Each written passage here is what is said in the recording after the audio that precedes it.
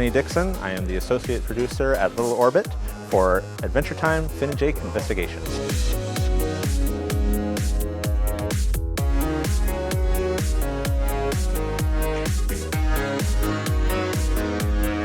As the associate producer, I've been overseeing a lot of the back and forth with the licensor, which is Cartoon Network.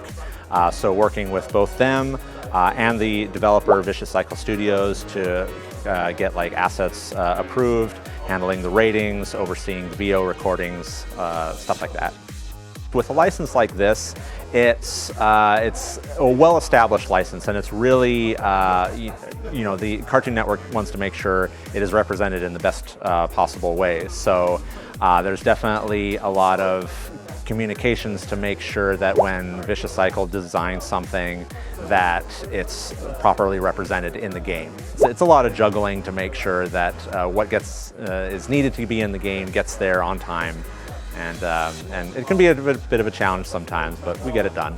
The previous two games were 2D dungeon crawlers, you know, that had a top-down perspective. But the fan response to that was kind of a little bit lukewarm, and we felt, you know, we could really do better in giving a gaming Adventure Time experience. And so we decided we're going to go with a new developer this time, and we're going to try a completely different approach. So instead of a Zelda-style dungeon crawler, we're doing a traditional adventure game, more in the vein of like the classic Sam & Max, Grim Fandango type stuff from the 90s. So the emphasis is a lot more on investigation, exploration, puzzle solving, with a little bit of action combat, because it wouldn't be an Adventure Time experience without that.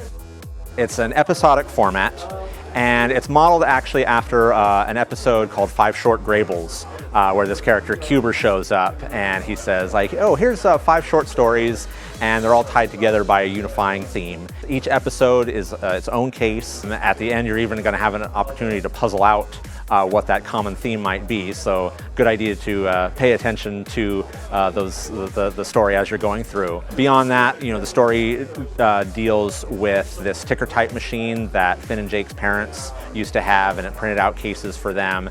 And so they're saying, hey, we can do a shot at being investigators ourselves. So it's definitely a lot more like fleshed out story. A lot more characters this time around. There's almost 50 characters in the game this time around, and all the characters are actually voiced by the actual cast from the show. And so, you know, a lot of elements for fans to pick up on in this title.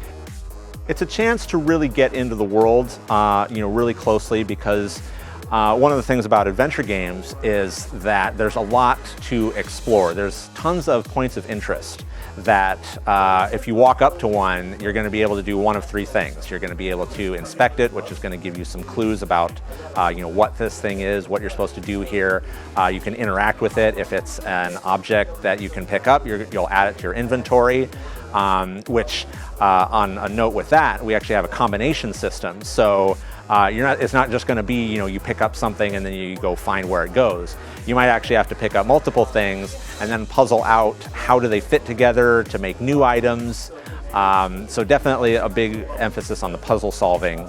And then unlike other adventure games, I would say, we actually do have a bit more action combat in this. There is a whole system where you periodically will transition to a battlefield where you're controlling Finn the entire time, and you can do these quick sword strikes, and Jake is helping you out with his own auto attacks. But once you fill up this combo meter that kind of looks like them doing, you know, a fist bump, then you can initiate one of Jake's super forms. One of which, for example, is the Jake suit. So Jake will form like this giant muscle suit around Finn, and you'll do like a ton of extra damage for a limited amount of time. And so we've definitely stayed within the adventure genre, but, you know, kind of branched out in a couple of areas too. So anyone, if you're familiar or fans of Grim Fandango or Monkey Island, any of those old classics from like Telltale or LucasArts, if you like those, this is the game for you. I think the gaming industry is in a great place right now. I mean, I look around E3 and I see just the games getting bigger and better every year. And I mean, if the trend continues, I think in the future, the game industry is going to get equally as big as the movie industry, you know, no doubt.